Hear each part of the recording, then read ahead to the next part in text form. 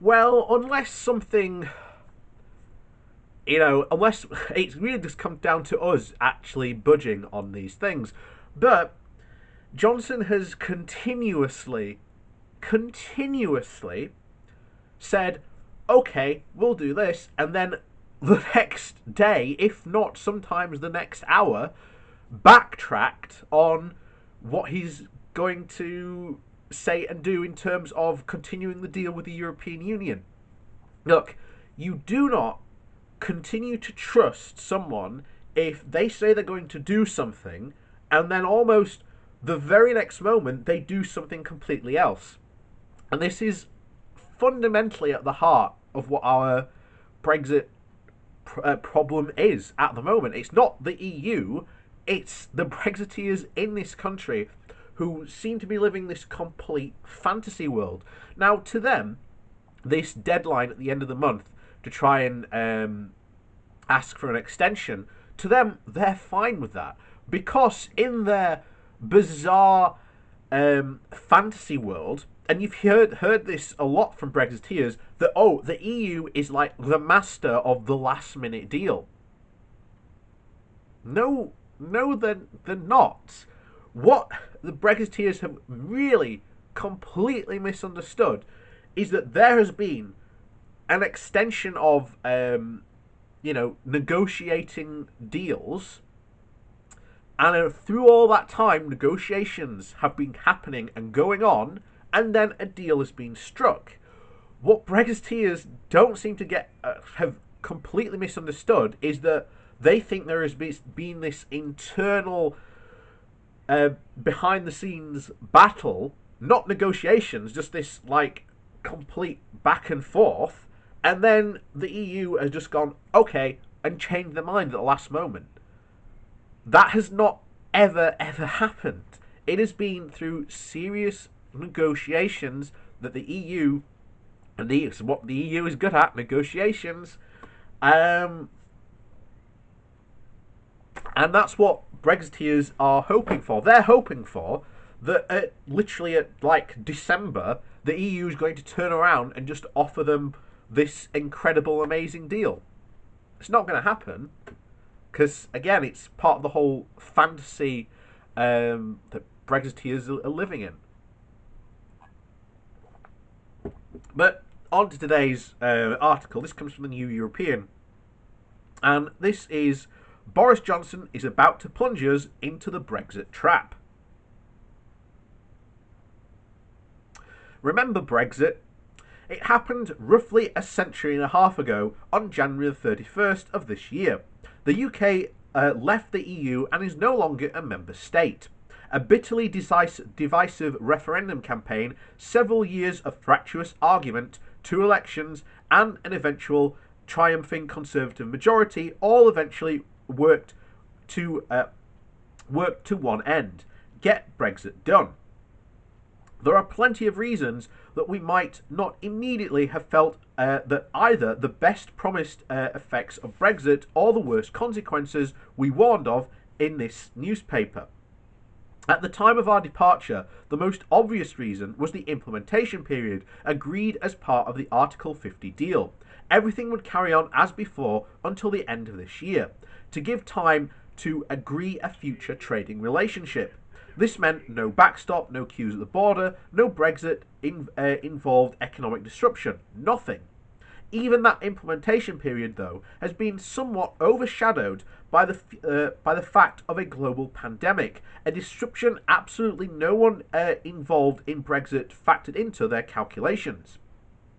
Now, a year that was supposed to be dominated by UK-EU trade talks is instead a series of pitched battles between a country and a novel disease. The UK is faring particularly bad, with an estimated 62,000 excess deaths since the crisis began, and the nation is still under heavy lockdown restrictions. We know that regardless of whether Boris Johnson negotiates a Brexit deal of his wildest imaginations or we crash out with no deal, the UK, like most of the world, will be in a recession so heavy that the 2010 crash will look like a blip, and that we can be dealing with the economic aftermath of COVID-19 for the rest of this decade and likely for longer.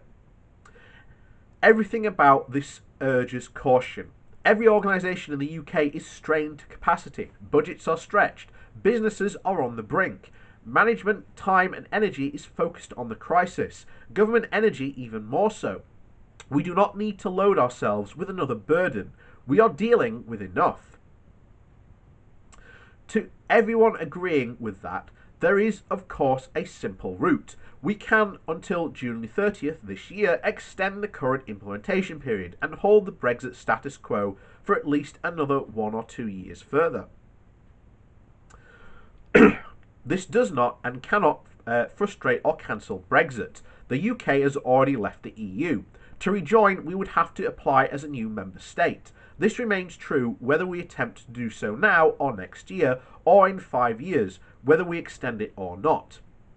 It is a delusion, a paranoid and a widely optimistic one, depending on your perspective, to think that delay means anything other than a delay. Without a time machine, we cannot stop what has already happened. Unfortunately, among those with the paranoid delusions about what an extension means are the current residents of number 10, who not only remain dead set on refusing an extension, but seem to think that anyone who suggests otherwise is an enemy of the 52%. Where the rest of us see a needless extra burden on UK businesses and the UK government, not to mention on member states who have better things to do now than negotiate and prepare for a no deal right now necessity, number 10 sees an opportunity. Some advisors believe that coronavirus offers an opportunity to, quote, get the clean break done amid a crisis, and any disruption and economic damage will just be lost in the noise and the chaos of the coronavirus. As the wisdom goes, it's up there with suggesting that we might as well feed someone we love with arsenic after a heart attack, as they're already ill and they've already got a poison on hand.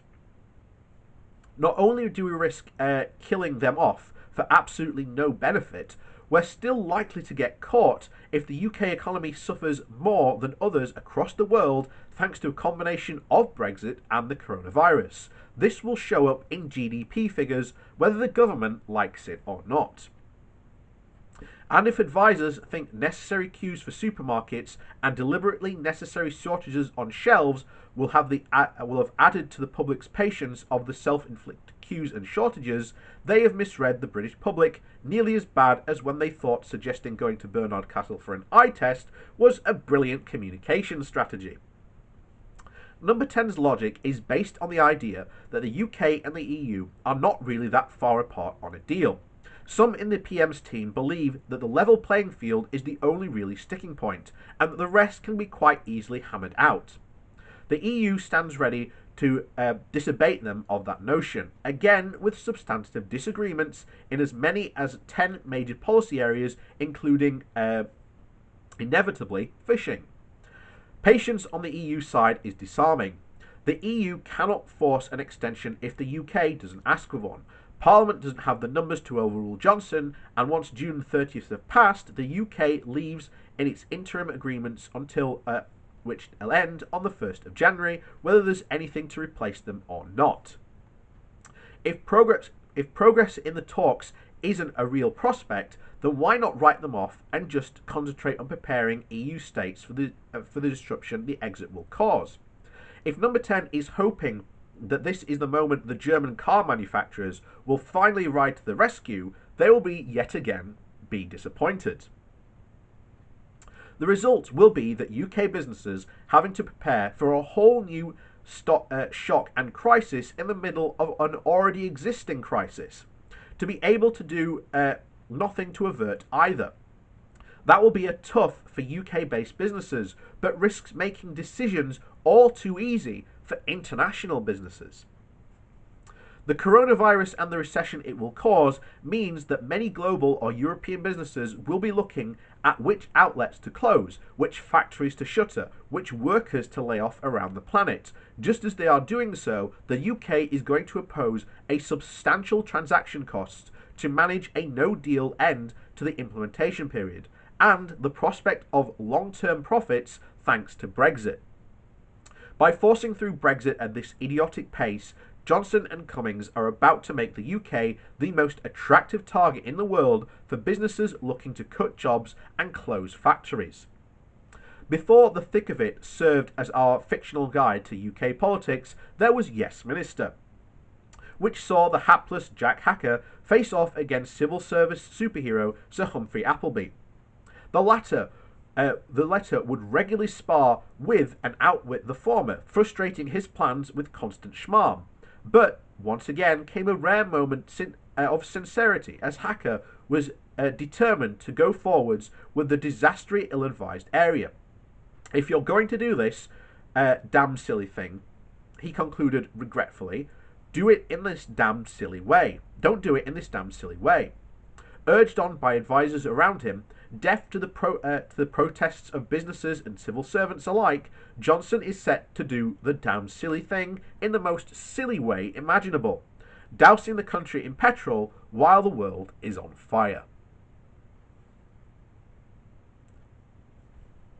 That's essentially the situation we are in. And if you can't accept that, then you've got a really big problem.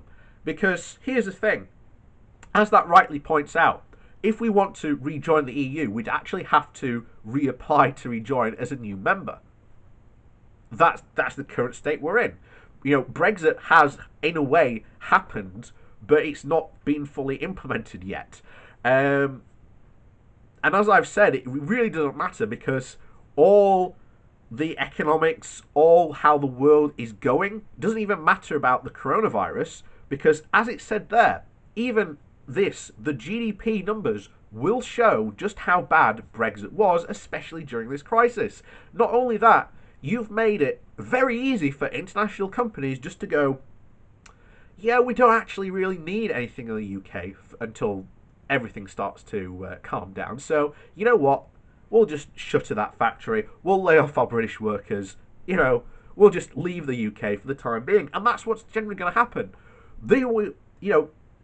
It is still the truth. We are still dealing with the effects in this country of the 2008 financial crash. Most of the world has got on and gone on since then. The problem is we have, and particular Tories, by choosing to go with this continued austerity. You think austerity is bad now? Wait until after, because I guarantee you haven't seen austerity yet. They are going to put it on steroids. So this is what Brexit has done. Yes, coronavirus has been a rather unexpected thing that no one could account for. But the idea that you would want to make a situation even worse is completely beyond imagining. Not only that, you've also got the Brexiteers who for years have been saying that Brexit and no deal is not going to cause any harm or trouble. And yet now they're saying, hey, let's hide all the Brexit damage underneath the carpet. It doesn't matter there's going to be this giant lump there. We'll just blame the carpet layers. Or in this case, COVID-19. And that, friends, is why the UK is really going to be screwed in the coming years.